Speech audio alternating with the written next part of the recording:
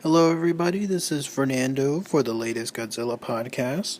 Well, thank you, everybody, for the notices with regards to the new international trailer. I was able to get home just a little while ago and I was able to check it out here. Interesting stuff. I don't know if you would consider this a full length trailer, as it's just about a minute and a half at most on there, while most traditional trailers tend to be about 2.5, sometimes up to 4 minutes long. So this is an international trailer, by the way, that was released. So it's going to be probably shown in front of international theaters. Is that to presume on that? And unlikely that it's going to be shown here in the U.S. But what was shown is a whole bunch of new footage. So I'm going to talk about that here on what stood out.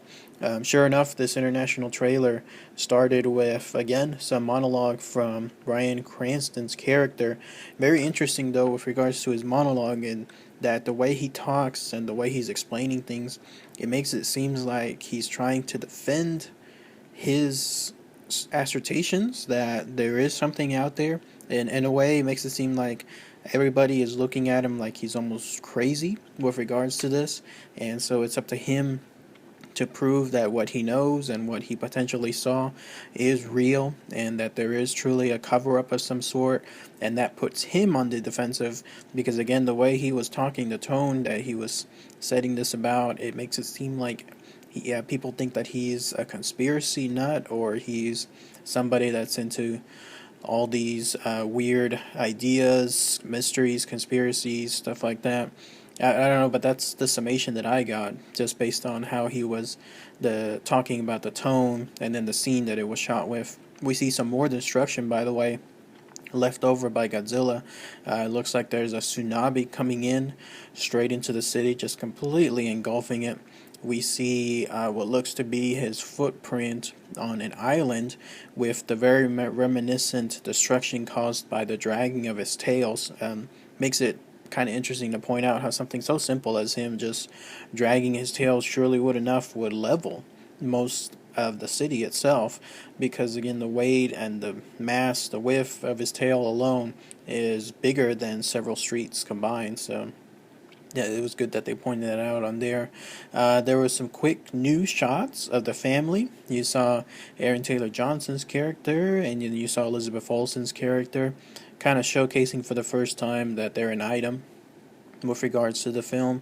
There was some more footage from the scientist played by Ken Watanabe, and it reveals that when he was talking about his quote about nature, how it seems like he's talking actually to the general in the film, played by David Stratton. And then with regards to the big reveal, we get to see a new, very eerie, very creepy shot of Godzilla in silhouette, again through the smoke. But it looks like there's lightning that essentially makes him visible for a very brief second, and then that's about it. But it's a very striking shot on there because it gets to show again the menace, the nature that he is, the destructive force. And I'm really glad that they're going again with this path with regards to the film. There was also a very quick shot, a further illustration of one of the Mutos, the one that was flying in the air, the one that we saw on the previous trailer for like a fraction of a second, maybe 100th of a second. This time it shows a much closer look. People are starting to think that the way that this creature is flying and the way the silhouette looks, that it looks like Rodan. I've been seeing on the comments on several forums, and it sure does look like Rodan, but again, it has to be emphasized that this particular monster, this Muto, and this was emphasized by Gareth on several interviews most recently, this is 100% original.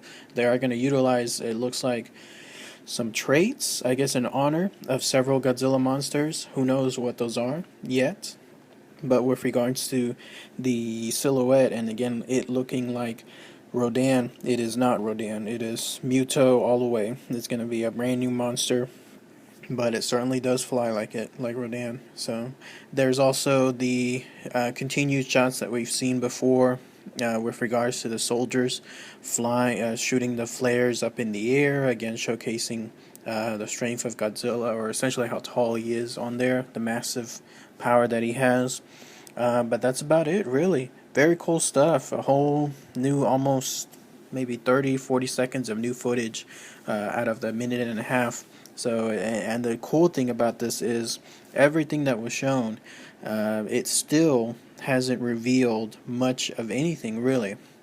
It's just a quick summation of what we know of, probably followed by brief few snippets of a couple of seconds here or there of additional footage, but that's about it. And they are keeping these Muto monsters so close to the chest. They have not revealed anything. Nobody has been able to find any particular toy. We have the toy images, but they're the loose ones. But what I mean is like the concept type stuff, like the true image of the Muto right then and there in the film, or at least the concept stuff, or at least a very detailed toy. All we have so far are just the looser toys, the ones that are more childish to go off of. So they're definitely keeping these monsters close to the chest on there.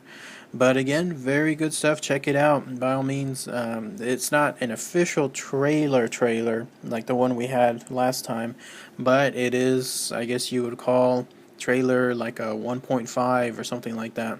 It's something right in the middle. It's not a teaser, it's not a full-length trailer, but it is still something that shows good new footage. So thanks again, everybody. Take care. Bye.